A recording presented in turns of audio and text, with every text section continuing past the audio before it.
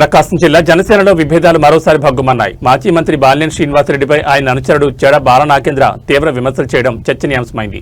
జనసేనలో బాలినేని పదవులు బేరం పెట్టుకుంటున్నారని ధ్వజమెత్తారు. బాలినేని ఆయన కొడుకు ప్రణీత్ రెడ్డి పార్టీని నాశనం చేస్తున్నారని ఆగ్రహం వ్యక్తం చేశారు. రాబోయే స్థానిక సంస్థల ఎన్నికలకు బాలినేని పార్టీకి దూరం పెట్టాలని పవన్ కళ్యాణ్కి విజ్ఞప్తి చేశారు. అయితే ఈ ఆరోపణలపై మార్కాపురం జనసేన ఇన్ఛార్జ్ ఇమ్మడి కాశీనాథ్ మండిపడ్డారు.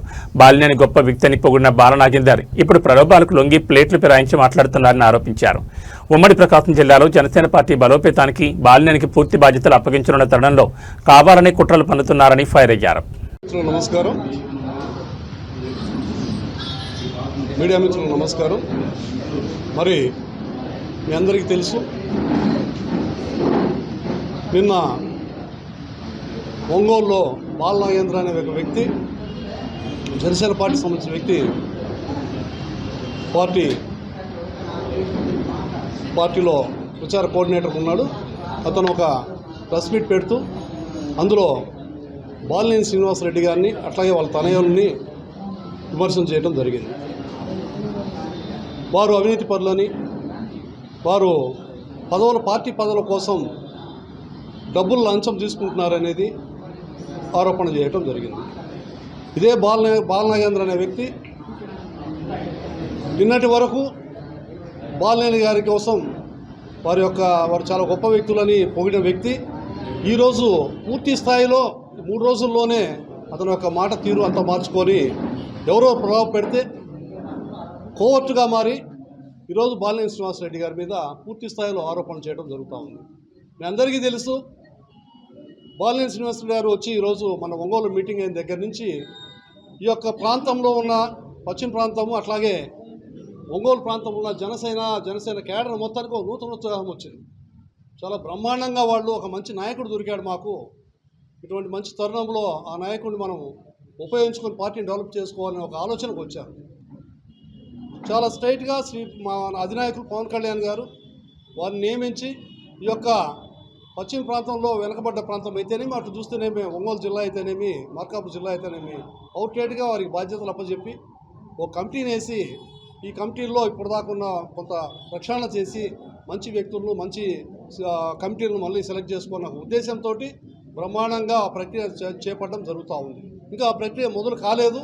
అప్పుడే కొంతమంది కుట్రదారులతో చేరి అది నువ్వు గతంలో ఎక్కువ శాతం చాలా పార్టీలు మారి వచ్చినావు, మరి వచ్చి ఈరోజు వాసు గారు మంచివారు కాదు ఎవరు, అసలు నీ ఎవరికి ఎవరున్నారు? కొంతమంది వెధవల మాట నమ్మి పార్టీని పూర్తిగా డెవలప్ కాకుండా పార్టీని ఇబ్బంది పెడుతున్న కొంతమంది వ్యక్తులతో చేరి అట్లాగే పక్కనున్న వైసీపీ వాళ్ళతో కొంత కొలిడైను ఆ పార్టీకి పోవాలనే ఉద్దేశంతో లేనిపోని అపోహలు సృష్టించి కార్యకర్తల మధ్య కన్ఫ్యూజన్ సృష్టించి జన సైనికుల మధ్య అపోహలు పూర్తి స్థాయిలో గొడవలు పెట్టడానికి, నాయకుల మధ్య గొడవలు పెట్టడానికి, ఒక విభేదం కల్పించడానికి వాళ్ళ కోర్టుగా మారి ఈరోజు దారుణమైన ప్రక్రియకి, దారుణమైన నిందలకు అలవాటు పడ్డాం. ఇదే వాసు గారు నీకు ఎంతో గతంలో ఆర్థిక సాయం చేశారు, వారు ఎటువంటి మనిషో మీకు తెలుసు, అన్నీ తెలుసు, నాకే మీరు స్వయంగా చెప్పారు చాలాసార్లు. మరి అటువంటి వ్యక్తిని, అటువంటి ఉన్నతమైన వ్యక్తిని నిన్నదాకా పోయి నువ్వు ఈరోజు ఎవరికి అమ్ముడు పోయావు? ఎవరు డబ్బు ఇస్తే నువ్వు ఈ మాట మాట్లాడుతావు, లేదా ఏ ప్రయోజనం కోసం ఈ మాట మాట్లాడుతావు అని ఈ సభాముఖంగా మిమ్మల్ని అడుగుతా ఉన్నాం. ఎంత దుర్మార్గం, ఎంత నీచత్వం! నిన్నటిదాకా పోయి 2-3 రోజుల్లోనే ఇంత తేడా ఎట్లా వచ్చింది నీకు? ఎవడు నీ అనుకుంటే నడిపిస్తున్నాడు? అన్నీ పరిశీలిస్తున్నారు అధిష్టానం, రాష్ట్ర పార్టీ మిమ్మల్ని గమనిస్తూ ఉంది. దీని వెనక ఎవరున్నారో తెలుసు, మాకు ఎవరు కొంత కుట్రలు చేస్తున్నారో తెలుసు.